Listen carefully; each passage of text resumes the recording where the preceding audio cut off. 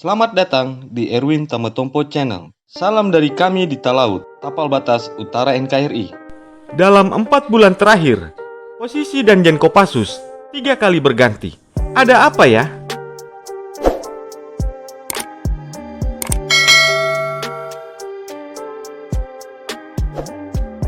Dalam waktu 4 bulan, sudah 3 kali Danjen Kopassus diganti. Terkini, Danjen Kopassus dijabat oleh Brigadir Jenderal Iwan Setiawan yang menggantikan Mayor Jenderal TNI Widi Prasetyono. Brigadir Jenderal Iwan Setiawan menjadi daftar pergantian ketiga kalinya untuk jabatan Danjen Kopassus dalam 4 bulan terakhir.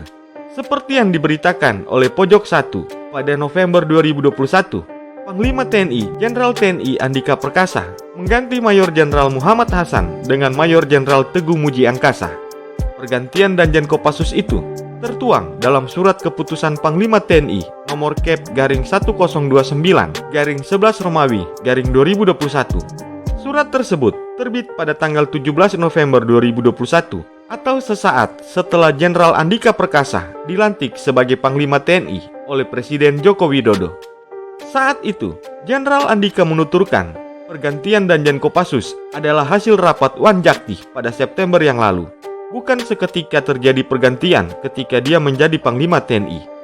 Selanjutnya, pada Januari 2022 akhir, Mayor Jenderal Teguh Angkasa diganti oleh Brigadir Jenderal TNI Widi Prasetyono. Pergantian Danjen Kopassus itu tertuang dalam Surat Keputusan Panglima TNI nomor Kep/66/1 Romawi /2022 tentang pemberhentian dari dan pengangkatan dalam jabatan di lingkungan TNI yang ditandatangani langsung oleh Jenderal Andika Perkasa pada hari Jumat tanggal 21 Januari 2022. Brigadir Jenderal Widi Prasetyono menggantikan Mayor Jenderal TNI Teguh Angkasa yang ditunjuk sebagai Pangdam 17 Cendrawasih. 2 bulan kemudian, atau tepatnya pada bulan Maret 2022, Brigadir Jenderal Widi diganti oleh Brigadir Jenderal Iwan Setiawan. Padahal, Brigadir Jenderal Widi Prasetyono merupakan mantan ajudan Presiden Jokowi yang juga pernah menjadi Dandim Solo. Pergantian pucuk pimpinan di tubuh Komando Pasukan Khusus dari Brigadir Jenderal TNI Widi Prasetyono kepada Brigadir Jenderal TNI Iwan Setiawan tertuang dalam Surat Keputusan Panglima TNI nomor Kep/271/3 Romawi /2022.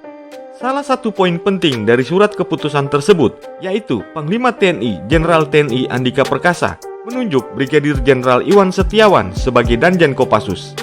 Konfirmasi itu disampaikan oleh Kepala Dinas Penerangan TNI Angkatan Darat, yakni Brigadir Jenderal Tatang Subarna. Terkait mutasi jabatan tinggi di lingkungan TNI Angkatan Darat, termasuk diantaranya Danjen Kopassus, memang benar adanya. TNI Angkatan Darat akan menyiarkan rilis terkait pergantian itu usai pelaksanaan sertijab, ujar Kepala Dinas Penerangan TNI Angkatan Darat, yakni Brigadir Jenderal TNI Tatang Subarna dalam keterangan persnya pada hari Selasa tanggal 29 Maret 2022 kemarin.